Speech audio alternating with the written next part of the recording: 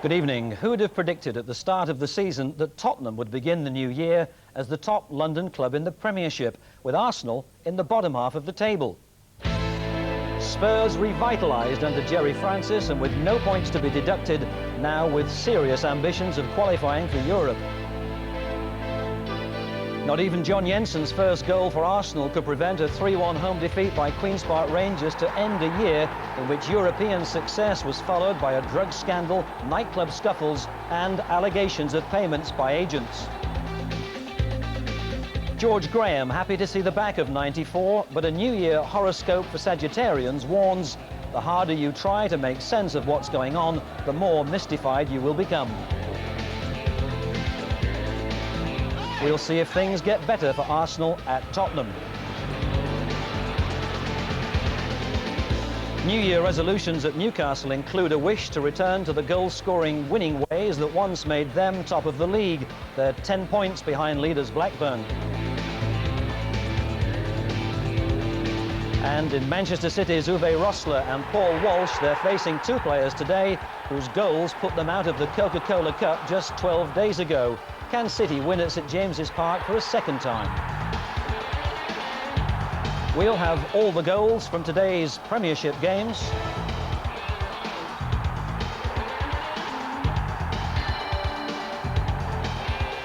And all the action too from New Year's Eve.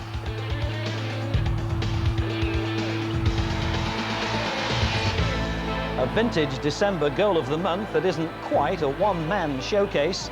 Matt Letitia only scored 3 of the 10 contenders.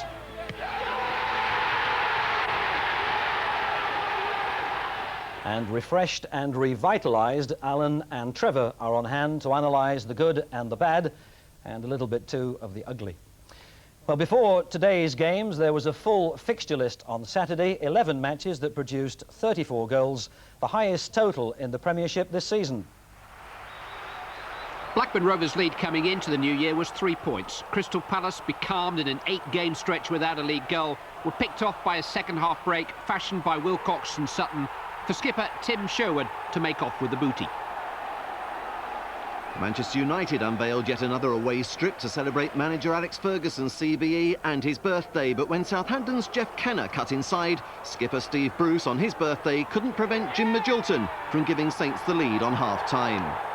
Eric Cantona was not the idol of the Dell crowd, but it was his cross that was so sweetly struck home by Nicky Butt for his first senior goal.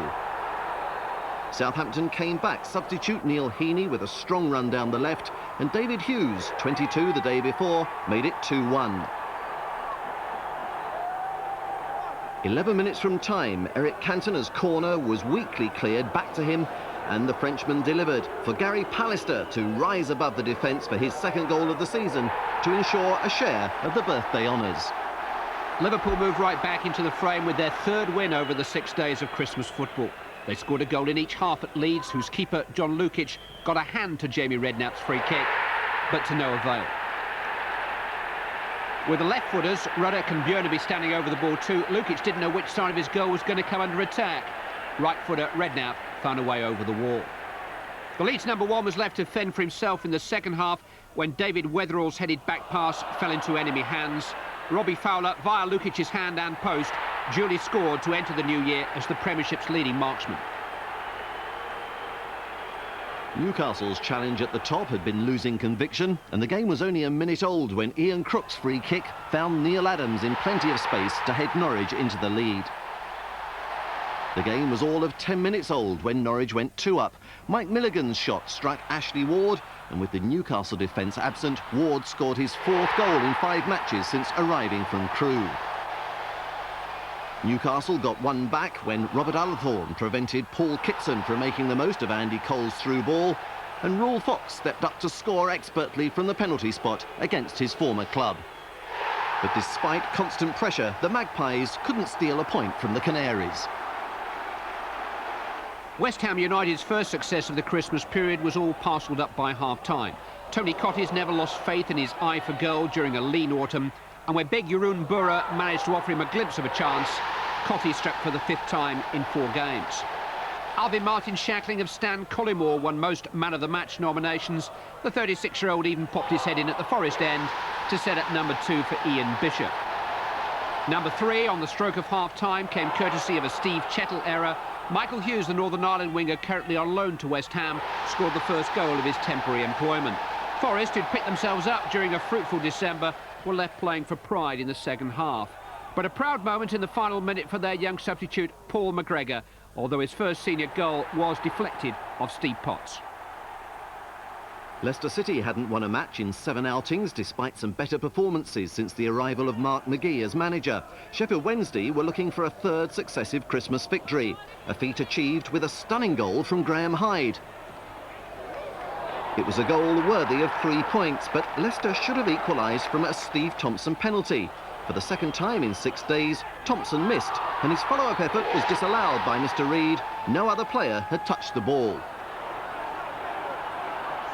The first time Ipswich Town manager George Burley had really had his hands on the reins, and within 10 minutes his new charges had taken a lead at Everton, Chris Kiwomya setting up a nice goal for Steve Sedgley. But Everton, beaten 4-1 at home after scoring early against Sheffield Wednesday on Boxing Day, responded with an equally resounding home victory this time. Duncan Ferguson is rapidly attaining cult status in the blue corner of Merseyside. And Paul Rideout is Joe Rawls' idea of the most effective foil for his big signing. Twice in the space of 5 second-half minutes, Rideout, number 15, scored. Firstly sending David Linigan's clearance back from whence it came, and then feeding off the converted fullback who's become head of supplies under the Royal regime, Andy Hinchcliffe teeing up Rideout to make it 3-1. Hinchcliffe's in-swinging corners are the sort that find their way into goalkeepers' bad dreams. That one found its way onto Dave Watson's head to leave George Burley scratching his. Manchester City had lost their previous 4 Premiership matches. Aston Villa had kept 3 clean sheets in the same period, but it was City who made a mockery of those statistics inside 15 minutes. Terry Phelan, Steve Lomas and a fortunate ricochet let in Uwe Rosler. In the second half, Peter Beagre's free kick was met perfectly by Rosler for City to take a 2-0 lead. Straight from the restart, Villa won a corner, and while Dean Saunders got his head on it, Ian Brightwell's forlorn expression indicates that he got the telling touch. 4 minutes later, it was 2-2. Brightwell again the culprit in the air, allowing York to feed Ian Taylor, and when the ball eventually ran free to Saunders, the Welshman justifiably claimed his first goal in 6 games. 2 months and more have passed since Arsenal last won a league game at Highbury. It didn't take Queen's Park Rangers long to rub it in, Kevin Gallen scoring after just 3 minutes. 2 years and more have passed since Arsenal signed John Jensen. His repeated attempts to score for them have become legend. And so now, with that wonderful equaliser breaking his duck in his 98th game for the club. As popular as he's persistent, Jensen has threatened parked cars and corner flags with some of his shooting for Arsenal, but that one was a picture and was an event that you would have thought would have lifted his team onto the path to victory. Not so. 3 Arsenal defenders politely ushered Andrew Impey's cross through to Bradley Allen to make it 2-1 inside the final quarter of an hour. And a minute later, the defeat took on rather an embarrassing look when a cross from David Bardsley completely evaded David Seaman's deputy, Vince Bartram, and Impey cashed in. Cash out is what the Arsenal fans were demanding. Chelsea had not won a Premiership match at Stamford Bridge for over 2 months and feared the worst when Wimbledon had a goal disallowed. But when the Wimbledon defence failed to break up a Chelsea counter, Paul Furlong was left with a race for glory. Hans Segers anticipated the cross. Furlong exploited the near-post gap. Wimbledon are not a side to give up meekly, and their persistence was rewarded 20 minutes from time. Robbie Earle was the architect with a deep cross. The precise header came from Efan Okoko to take Wimbledon's unbeaten run to 5 matches. Tottenham Hotspur started the season by scoring 4 times away from home, but that was in the days when they needed 4 to win a game. They got a flying start at injury-hit Coventry thanks to Julian Derby's own goal, but never once relinquished their control. In the final quarter, their general supremacy reaped attractive dividends. Sheringham to Nick Barmby for a tidily taken second. Fears that defensive belt-tightening would strangle the invention out of Spurs under Jerry Francis long since allayed.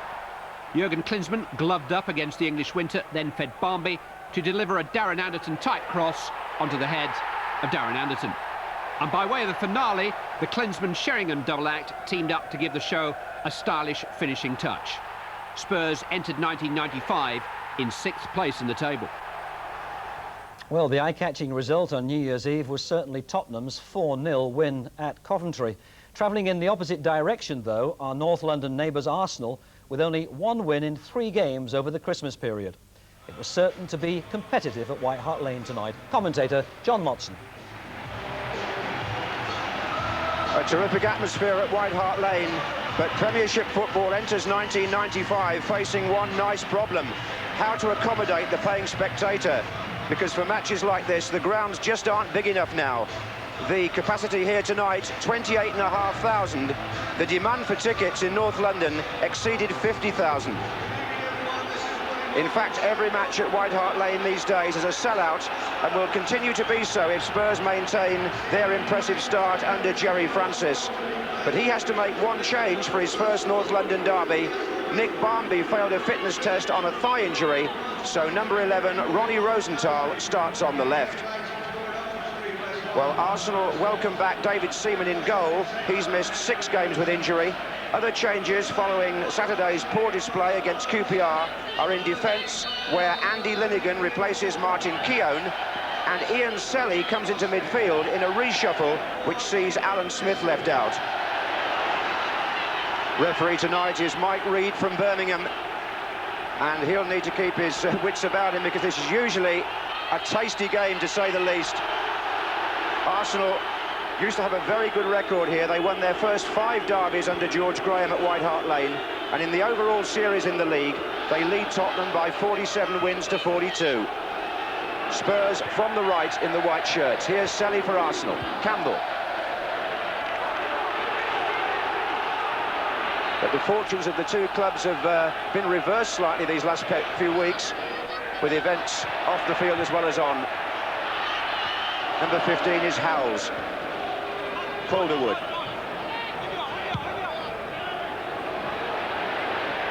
Linnigan's header. Oh, and Darren Anderton following up. And the first strike of the night for Spurs. Andy Linnigan's header here, not well directed, and it gave Anderton the chance to shoot as Bold challenged. Well, both the overseas players in the Tottenham side are wearing gloves. Popescu, the other one, feeling the cold. This is right. Now Steve Bold.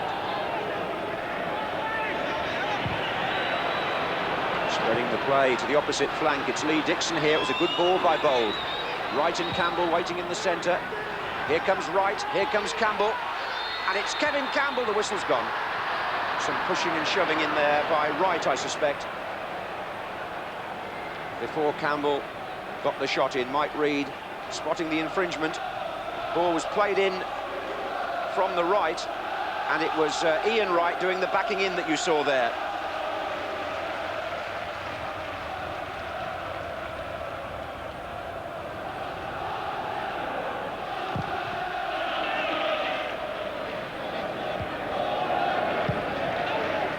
Klinsmann.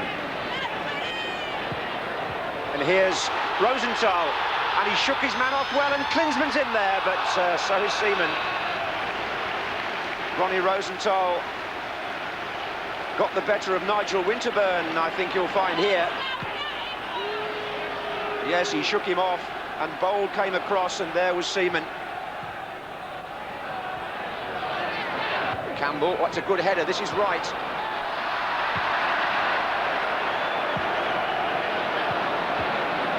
Arsenal again, Winterburn.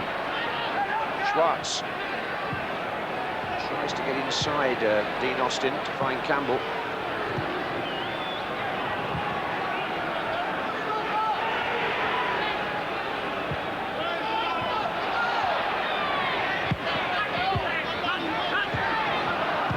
Oh, that's a good ball by Howells to Anderton, and they're onside, and Popescu in the middle is the man to find. Number 4. Spurs have scored, and the Romanian Gica Popescu makes a telling run from midfield as the Arsenal square defence breaks down. Spurs, they pushed up for an offside. Klinsmann was on his way back, not interfering. Anderton's away, square ball. Popescu, a lovely finish on the run. Delightful ball by David Howells in the first place, split the Arsenal defence. Anderton looks up, sees what's on, and Popescu scores. Halfway through the first half, and Tottenham, the team in form, take the lead in the North London derby. Well, that says something about Popescu's appreciation of the game. Usually you'd find a striker in that position, but he came from midfield, and it was beautifully done. I also think the new interpretation of offside had a part to play in that goal. Here's Parler.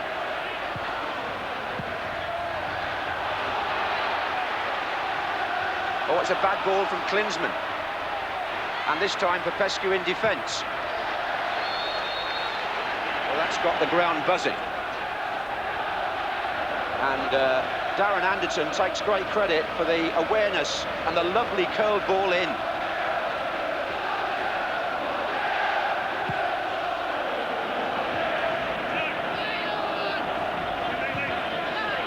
And this is Klinsmann.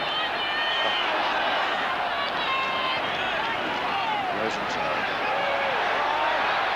Klinsmann again. And it went for it. Now will it go for Tottenham here? It's Popescu. Sheringham, it's a bit too tight. He's there again, Popescu. Now Howells. That's a yellow card. Stefan Schwarz coming in on David Howells. Very close to the referee, I might say. In fact, he couldn't have been closer. Look at this. That's an over-the-top challenge by Schwarz. And the yellow card was justly given. Well, half an hour gone, and that was a wild lunge by the Swedish international. It's struck by Anderton.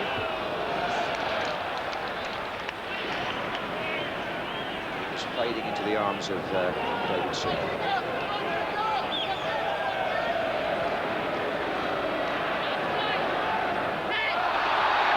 Ray Parler allowed to play on by the referee. That was one of Arsenal's brighter moments in what's not been a particularly good first half for them. The referee allowed Parler to use his shoulder there on Dean Austin. That was deemed to be a fair challenge, shoulder to shoulder. But the shot was some way wide.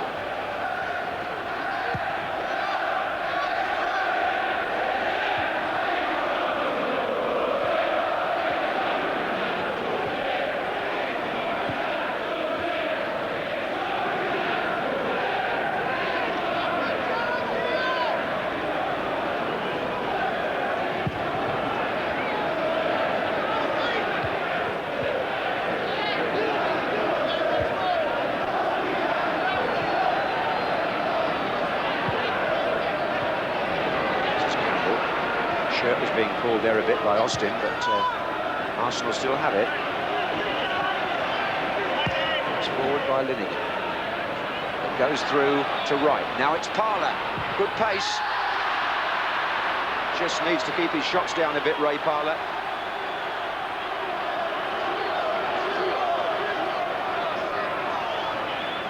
Into a good position there on the right flank.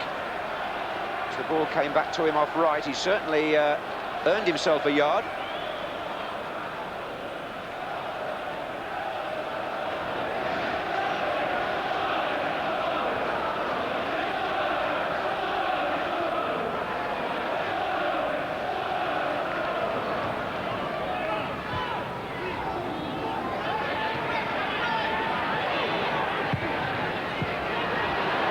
Jensen to Parler.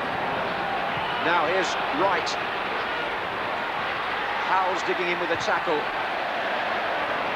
saw an example there of one of the changes Jerry Francis has made. This is Winterburn. It's John Jensen. In that last period of play, there was an important interception by David Howells. Finally, the ball came to Jensen, and Howells it was who flung himself across him. Sheringham, oh, it rebounded well for him, and that's come off the defender. Jurgen Klinsmann applauding the fact that although Linegan got in the way, Sheringham was trying to play the final ball in.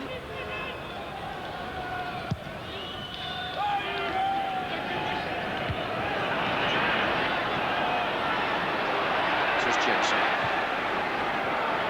Now Wright drifting into space, away from Austin. Schwartz in attendance to help him if he needs him. Still Wright. He's beaten him 3 times. Just too high for Parler.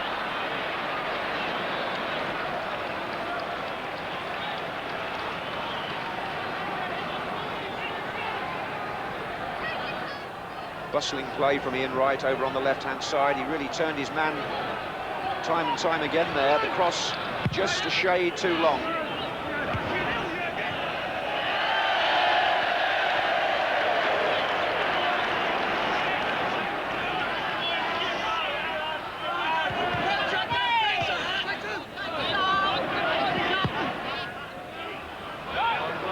Oh, it's a foul. Steve Bold knocked over as he came in to challenge Darren Anderton. And play, in fact, has gone on with Bold on the ground. This is Winterburn. Anderton's down as well. 2 players injured. Winterburn to Schwartz.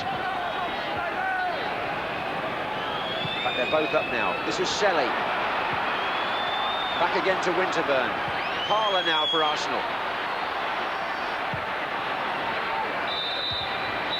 The half-time whistle goes. You'd say that Arsenal have had as much of the game as Tottenham in a territorial sense, but Chika Popescu, who was a slight injury doubt earlier today, steamed through to score the only goal of the half, thanks to Howells and Anderton splitting the Arsenal defence.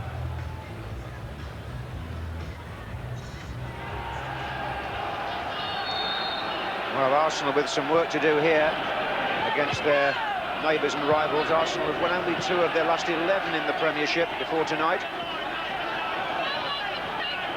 Although it should be said that their season still has a European quarter-final and a Coca-Cola Cup quarter-final to look forward to.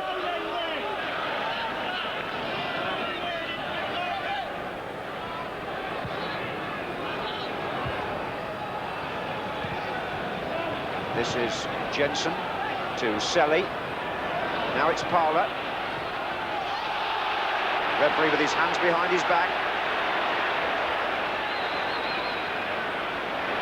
And again, he won't give a free kick. This is Dixon.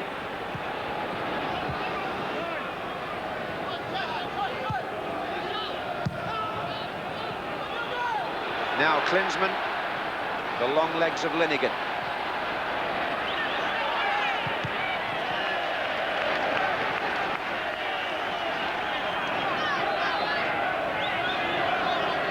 McClintock at the back there, on the right, a former Arsenal captain. This is Campbell.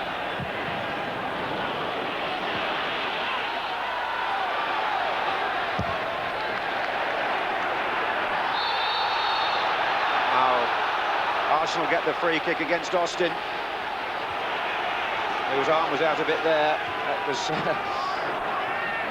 a difficult challenge for him to really cope with, and he's handled it there, hasn't he, on the ground. So it's a free kick. Jensen with it, plays it short. Schwartz, and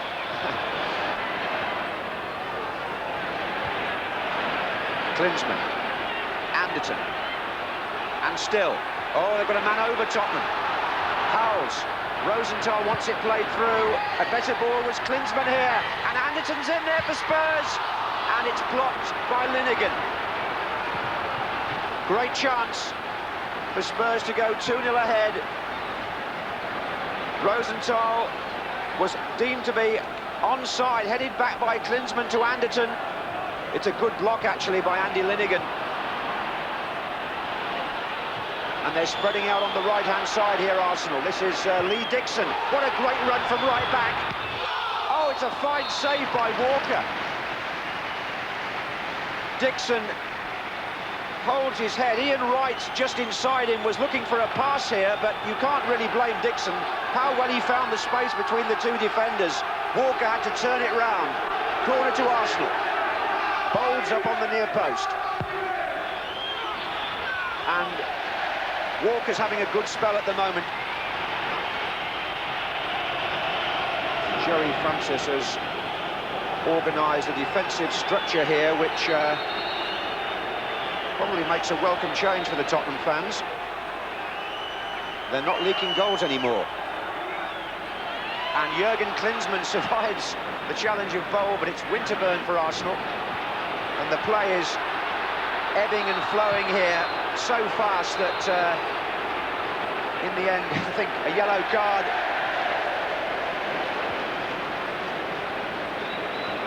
Ronnie Rosenthal was just about to go past Nigel Winterburn when the Arsenal captain stuck out his left foot, and he's booked.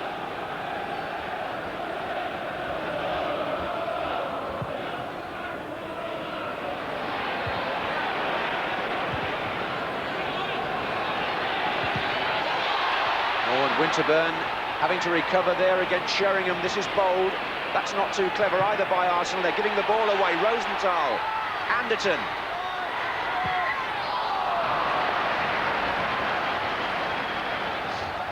Well, nearly an hour gone as Darren Anderton tries his luck from distance here.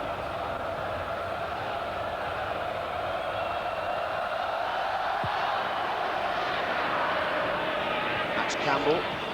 Kevin Campbell, I should say, to Sol Campbell.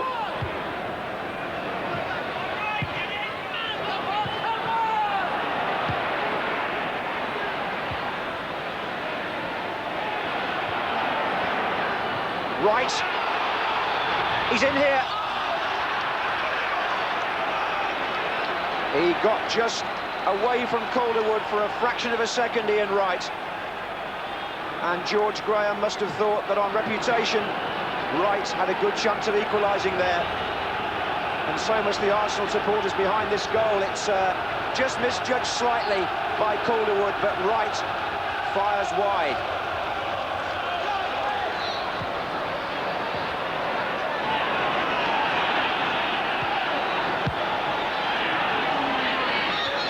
Schwartz. Oh, he's got away from Austin here. Wright's coming in. Oof. Campbell with the shot. Well, Arsenal can't complain about the amount of possession they've had. And they're pushing on all the time. This is Schwartz with the cross. The clearance by Sol Campbell goes to Kevin Campbell. But wide again. Forward by Austin. Klinsmann, a clever dummy. Let it go on to Sheringham and got it back from him. Still Klinsmann. But Sheringham, yes, he's beaten Winterburn. He beat Bold. Didn't beat Linnigan. Spurs still have it. Anderton. Ronnie Rosenthal is coming in here. Corner.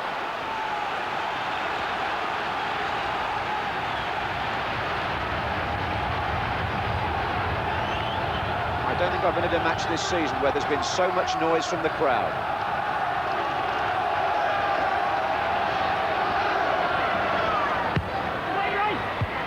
Header out by Parler. This is Rosenthal again. That looks too long. But it's still in play. It's Kevin Campbell. And it's Winterburn for Arsenal. And Andy Linnigan coming from the back to make the extra man. But he's given the ball to David Howells. It's 2 against 2. In fact, it's 2 against 1. This is Sheringham. Klinsmann is on the far side. Sheringham weighs up the option and decides to shoot. And Klinsmann applauds him for doing so. He saw that the route to Klinsmann was blocked by the only defender, who was Dixon. Arsenal were outnumbered, but they survived the moment.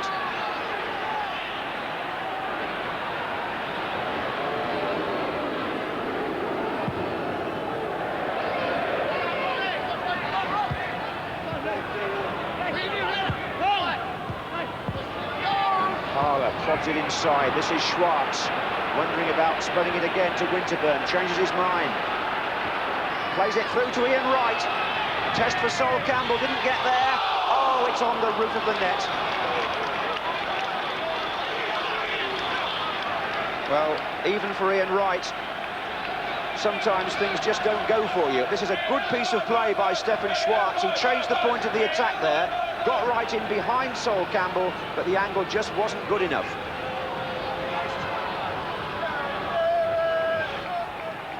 Don't fault Wright and Arsenal for effort, though.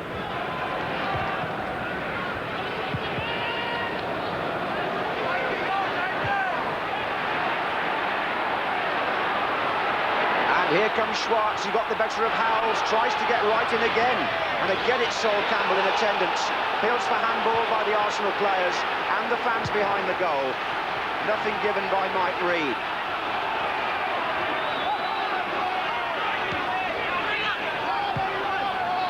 Schwartz. Dixon. Wright is up.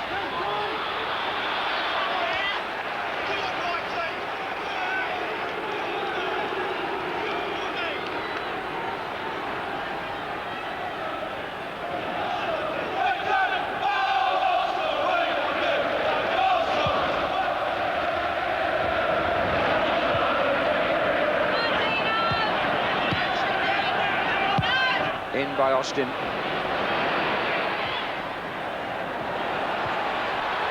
here's Klinsmann. Oh, mighty close. He appeals for a corner. Doesn't get it. Nice smile, though, a nice try. Floated in there behind Linnigan, and it was floated only just wide of that post.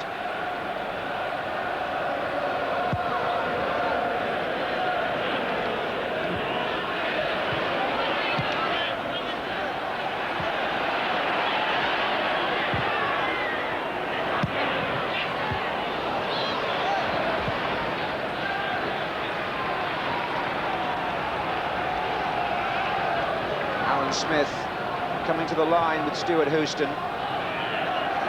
Ian Selly looks like the man to go off. Sol Campbell for Tottenham. Had a real battle with Parler on that side of the pitch. And here comes the Arsenal change. Philip Dom, the reserve referee tonight, holds up the numbers. And Tottenham behind him are also going to make a change. It's Smith on for Arsenal in place of Selly. But we're going to see Stuart Nethercott. And Popescu, who was doubtful this morning for the game, having scored the goal, goes off to a great ovation. Those substitutions made with 11 minutes to go. On by Sheringham. Dixon wants it to run.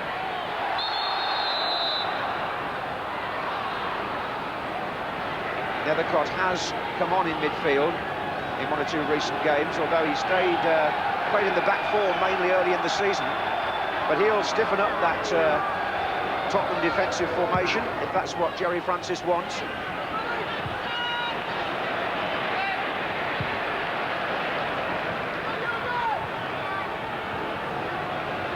Dixon.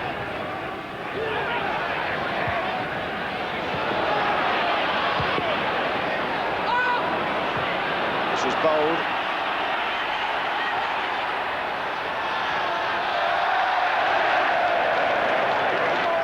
Well, I have to say that Arsenal's distribution,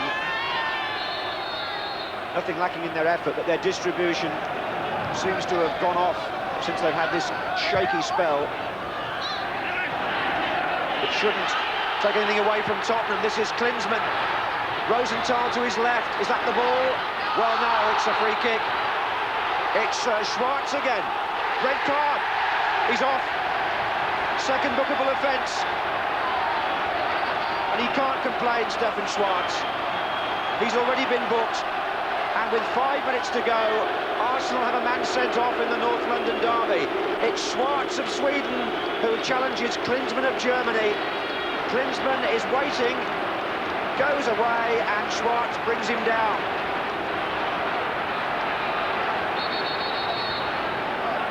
They're wondering about putting a man on the line here, but they haven't yet.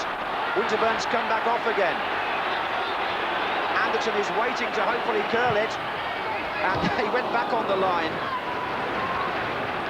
And the danger passes, but Arsenal, not much is going their way at the moment. They have a man sent off.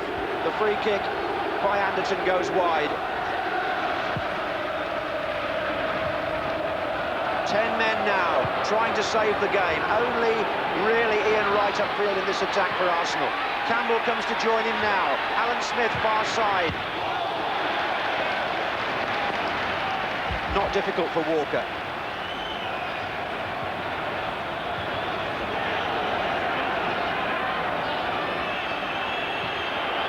Rosenthal. Oh, it's good skill. And he's away from John Jensen. Dixon, who challenged, no free kick. There may be time for one more Arsenal assault.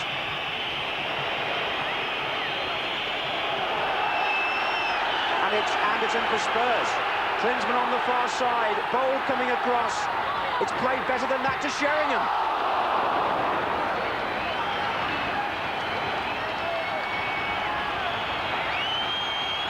Good play again on the right by Darren Anderton, the provider. Indeed, he provided the pass which led to the only goal. And it was the only goal. Spurs under Jerry Francis. His first North London derby ends in victory. Tottenham now 9 games unbeaten, 5 wins and 4 draws. Sprinting up the table. And for Arsenal, only 2 wins in 12 Premiership matches. Klinsmann salutes the crowd. Arsenal trudging off, reduced to 10 men towards the end. 2 yellow cards for Schwartz. But for Tottenham, it really is glory, glory at the moment. They've turned their season round. And this victory for Tottenham, perhaps the sweetest of all. Well, your first North London derby, Jerry, you must be delighted with the outcome. Yeah, obviously, John, it was a hell of a battle. We had to dig in there at times, and Arsenal came obviously with a lot of pride. They didn't want to lose the local derby, and neither did we. And it was obviously going to be very tight even before the game started. We felt it was going to be like that, and maybe one goal was going to win it. And fortunately, we got the goal. Tomorrow, so both leaders Blackburn and third place Liverpool had a chance to improve their positions. West Ham's away record is such that they needed all the help they could get at Ewood Park today. A goal in the opening 5 minutes would have been just the job. But a slick exchange between Tony Cottee and Matty Holmes ended with the latter's goal being chalked off by a linesman. It was a call so close you wouldn't have envied the man with the flag, but the photo finish frame suggests that number 20, Henning Berg, was just playing Holmes onside. To compound West Ham's feelings of injustice, they conceded 2 penalties, although the first was down to a rash dash by keeper Ludek McCloskey, which caught Alan Shearer heading nowhere in particular. No question about the contact made in the referee's mind, and no question in Shearer's mind as to how it was all going to end. 1-0 in 14 minutes. But West Ham had drawn level before half-time with a goal out of nothing from Tony Cottee. Comfortably covered when he received from Jeroen Boer, but just when you thought he was losing his way, came a surprise ending. Cottee right back in the old routine just lately. Then early in the second half, Hendry and Flowers on collision course in their attempts to clear a West Ham corner. Then Hendry down on the ground, deflecting past Flowers from Julian Dix's volley. If they could have stayed ahead for more than another 3 minutes, maybe the visitors' fine midfield play would have been better rewarded. But when Sherwood forced himself ahead of Bishop to force a free kick, up stepped Graham Lasso to equalise. Not the dipper over the wall with which he finished off Manchester City on Boxing Day, but a curler round and through the wall, which the bodyguard on the line, Tim Breaker, allowed to slip past his sentry post. With half an hour still to go, Blackburn had time enough to complete their getaway. If the leader's style isn't to everyone's liking, no one could question the style of Wilcox's pass or Shearer's finish to make it 3-2 with 15 minutes to go. His second hat-trick of the season was completed by a contested penalty. Plenty to admire in the approach work again, Not much to admire about Mark Reaper's attempted challenge on Jason Wilcox. Clumsy or callous, little contact or no contact, inside or outside, questions referee Kelvin Morton had to find answers to there and then. West Ham certainly had a hard luck story to talk about in the end. Shearer's 23rd goal of the season saw to it that Blackburn had a 6-point championship lead to talk about. We might not have played to our best ability in recent games. And it didn't take them long to get going against a Norwich defence who watched Bjornby's corner instead of marking John Scales, coming through to score his first Premiership goal for the club. Liverpool's second was set up by Steve McManaman. Fowler dummies. There's a little flick from Ian Rush, and the prolific Robbie Fowler embarrasses Andy Marshall by the near post for his 19th league goal of the season. Number 20 came in the second half. It all began with a long clearance from goalkeeper David James, producing the third Liverpool goal. Fowler again getting clear of the defence, scoring his 5th goal in 4 matches. You have to question the Norwich defence again, but there's no doubt about Fowler's remarkable skills. Could his first touch be bettered? And then it's straight onto the target with a deadly finish. Robbie Fowler then turned provider. McManaman sent him clear, and it was Fowler's early cross which Ian Rush headed over the stranded Andy Marshall, who denied him twice earlier in the match. It was a classical combination of the new and the old Liverpool. The precocious Fowler showing great poise as he crosses, and a piece of vintage finishing from Rush to lift Liverpool to within 1 point of second place Manchester United. We've got better things in us. Again, the consistency's got to be an important part of it. And if players become available to make it us better, then we're interested in that side as well. But over this period now, the ones we've got have done magnificent. I mean, just a few weeks ago, people were just talking in terms of Manchester United and Blackburn, and now suddenly Liverpool are there and thereabouts, aren't they? Well, we're in a position to challenge if like the Blackburn slip up. They're not doing that at the moment. They're right on top of their game, so we're putting ourselves in a position we can only win our own games. We're not in control of anybody else's unless we're playing them. We just got to cross our fingers that they just slip up. Yeah, it's important, obviously, to build up some sort of run. People are saying that, we've got to string, 7 or 8 wins together to get back in some sort of contention. And it's the platform for us, obviously, for the new year, and it's going to be important to build on that. There's no point sitting back now. It's up to us, and the ball's very much in our court. Well, your old club are absolutely flying at the moment, Alan. Are they going to win the title? They've got a chance. I think the keeper's playing well, they're defending well.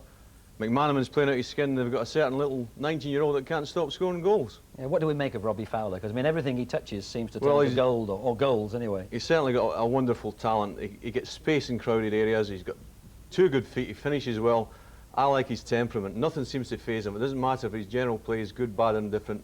He's still going to score goals. I watched him play against Manchester City last week, and his form was really abysmal for about 70 minutes. His touch was poor, his passing was poor, but his shoulders never dropped, the head never dropped, and he ends up scoring a quite magnificent goal. And it's a really special player that can play badly and end up scoring a goal like this. It really is magnificent. He gets it here, cuts inside his favourite left foot, great touch, and that is out of this world. It really was terrific. But the goal today is something special as well. This is his second goal. It's come 60, 70 yards in the air. The control here is truly remarkable. Little look up, the head is perfectly still, and the finishing is absolutely clinical. They really have got a wonderful talent there, Liverpool. They all come out of the sweet spot, don't they? Like a golf shot, right on the middle of the boot. Either foot, Tony. It's terrific finishing. Now, you've got a dilemma, haven't you? Because your old managers in charge at Blackburn, they're not doing too bad. They're 10 points better off at this stage than they were last season, and now 6-4 on favourites to win. Yeah, I think they'll take a lot of stopping. The front 2 are remarkable. Sutton is... Free-flowing football, which brought Newcastle's best-ever start to a season in the top division, has been missing of late. Only 1 win in 10 games meant the match at St James's Park was likely to be a very tight affair. Commentator is Barry Davis. Here is the New Year present, all Newcastle followers, not to mention his teammates, welcome most. A fit again Peter Beardsley recovered from hamstring problems, and no one will be happier to see him than Andy Cole, looking to bring an end to a 7-match run without a goal. The return of their chief attacking inspiration is the one change in the Newcastle side from that beaten on Saturday at Norwich, while having very much more of the play. It's been confirmed that Philippe Albert is out for the season with cruciate ligament problems, and there's no date back yet for Scott Sellers, so important to the side's balance. Manchester City still have an overfull injury list of defenders, and they add another name to that list, Ian Brightwell, who suffered a calf strain in the 2-2 draw with Aston Villa at Main Road on Saturday. City's first point out of a possible 15. The Dutchman, Michael Vonk, is the replacement. And a late change in the referee, he is Alan Wilkie of County Durham, who comes in place of Peter Jones from Loughborough, who was taken ill yesterday. These two sides met here in the first and last games of 1994. Each recorded a 2-0 victory. Very early free kick and a quick caution. A word to Paul Kitson. Newcastle won the league match on New Year's Day 1994, and Manchester City won in the Coca-Cola Cup just before Christmas.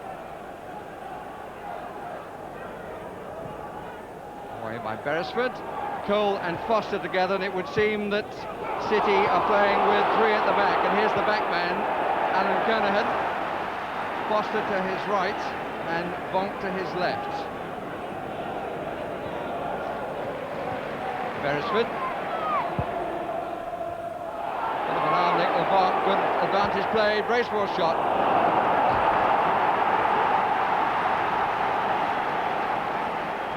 So many problems with injuries, Paul Bracewell, during his career. 32 now, so good to see him back in first-team football. Jack Charlton, the Republic of Ireland manager, in the back row, working alongside Alan Green for Radio 5. It was a push, didn't quite get there.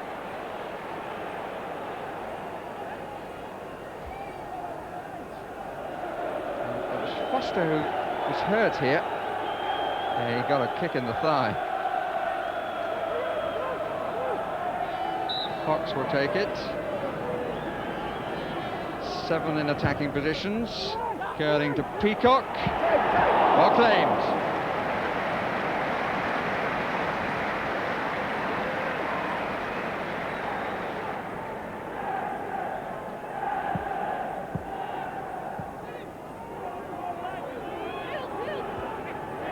That's neatly done by Lee. Beresford didn't make the most.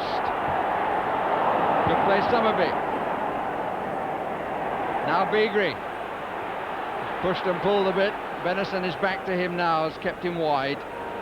Walsh just inside. And Peter Beagrie. Well, it goes with that type of player. Wanted to hold on us that split second too long. Could have played Walsh in.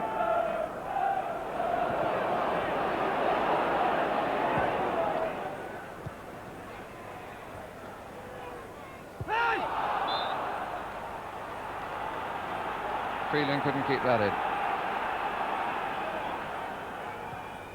Beardsley. Fox, good ball in by Benison. Not such a good ball by Fox. Lee, it's a hole now. Good try.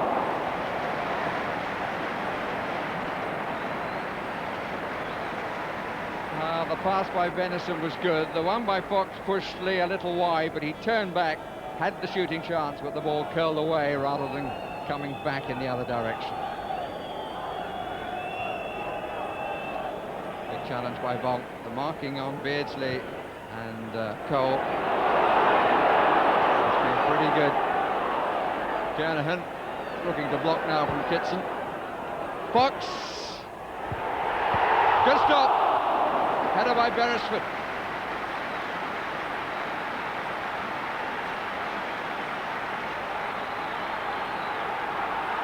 Kitson did well, so did Fox, and Beresford got forward.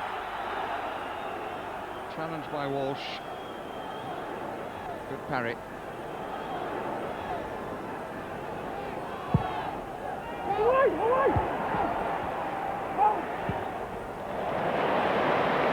Beautifully played by Bracewell. And push and shove. And down goes Peacock, and a penalty will be given to Newcastle United. Fox, who played it in.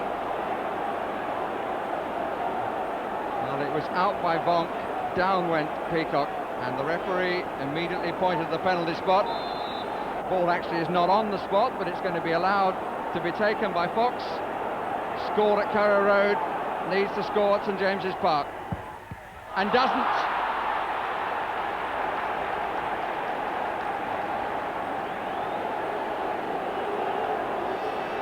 Second time running on Match of the Day, penalty missed by Newcastle. Cole at Coventry, Fox on home territory.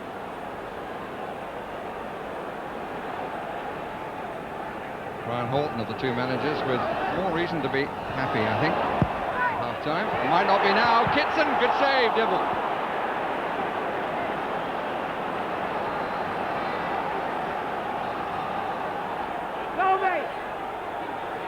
Somerby.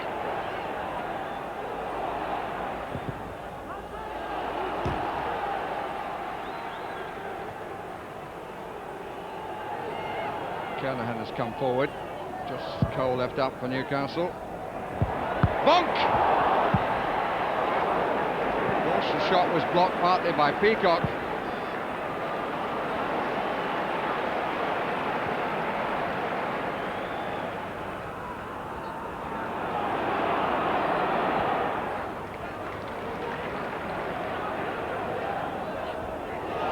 Shooting chance. And wide by Robert Lee.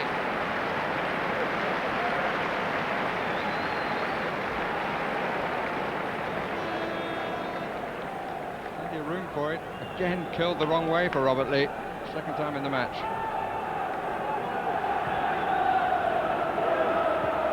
One by Kernahan. Again, Dibble changed his mind. This is Beresford. That's a corner. Came off Bonk. To take, Peacock on the near post, Cole on the far, Kitson between the two from deeper, met by Bonk, down to Bracewell, didn't get it quite right, then he got a deflection off the post, and away by Foster.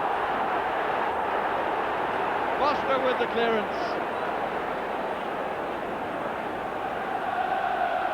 Off the post, Cole reacted, Foster with one coming in on the other side, managed to get it away.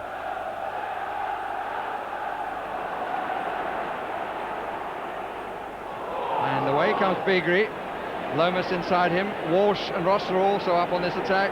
Beagrie doesn't make up his mind about what he's going to do, and it's done for him. Rossler.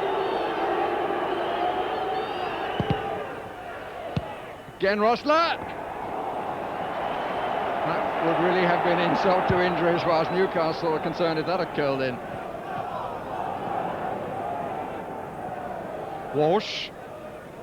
For Walsh. Oh, what a good try. Didn't actually have to touch it, the goalkeeper. He watched it over with a piece of enterprise of some quality. Lovely touch. Covered, not touched.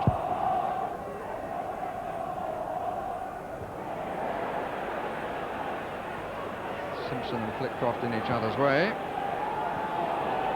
Venison. Foster.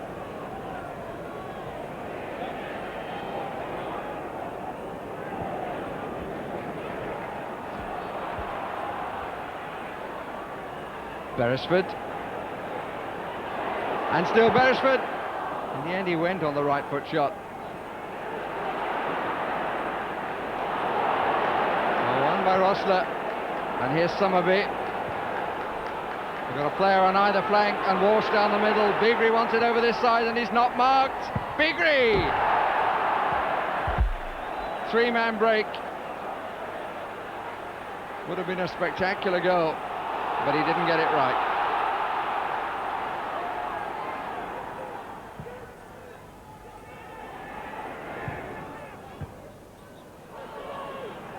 Beagrie. Oh, his manager will be saying this is not the moment to fanny around.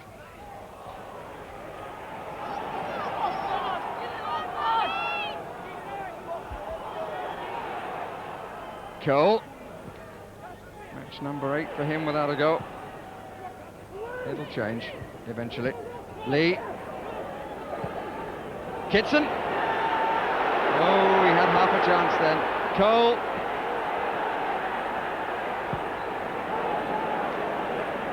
Away by Foster. Oh, well, he's played.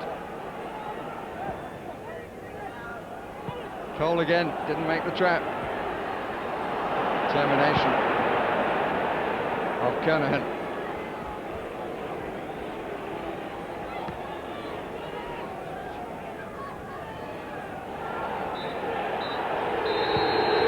Nil-nil it is. Another story of Newcastle United failing to score from the penalty spot.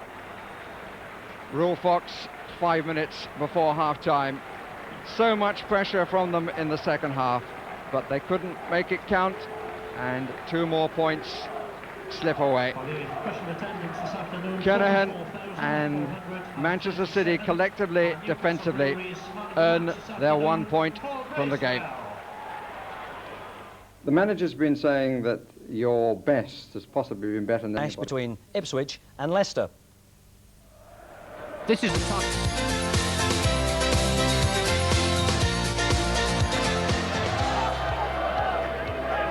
Ferdinand plays at his pace. Oh, that's a good chance! A wonderful goal!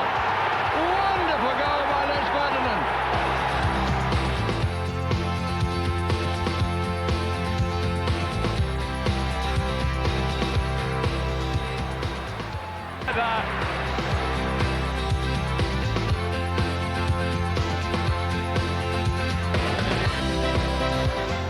Monkow's header, shot by Atkins. What a beauty, and it's come from Mark Atkins.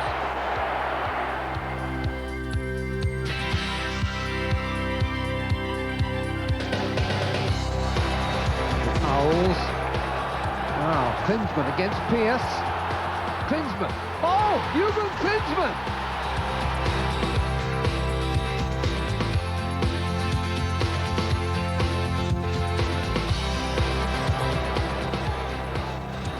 Roy. Collymore. He's done it! Stan Collymore!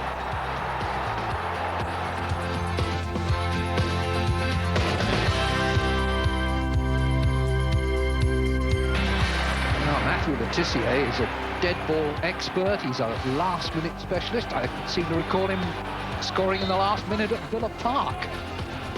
Surely he can't do it again. Oh, yes, he can!